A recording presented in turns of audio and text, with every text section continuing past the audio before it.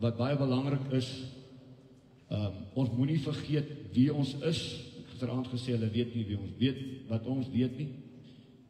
Wat ek wil sê is, my boodskap in vandag vir julle is na koeiwaars kyk, en ons kyk na prestasiesyfers. Ons moet hierdie ras nie verander om by die wêreld daar buite aan te pas en vervoerkrale te produseer. Dit is nie wat ons is nie. Ons is 'n ras, ons is 'n moederkoeiras.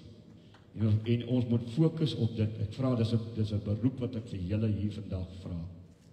Bly fokus op dit wat die ras voorgemaak is.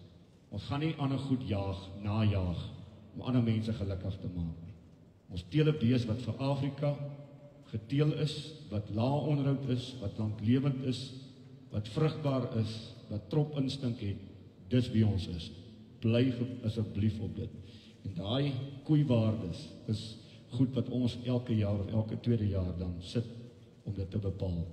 Want soos ek sê, as ons op een stryd gaan, of op een seleksiewaarde gaan selekteer, sê ons gaan dit vir groei selekteer, dan gaan ons hierdie hele ras heeltemal wegvat van dit wat hy voor is.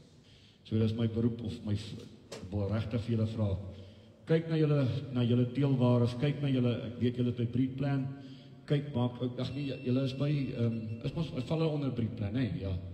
So maak seker dat julle, as Boerangenootskap van Namibië bly by waarvoor die ras eintlik geteel is, asseblief. Die massa toe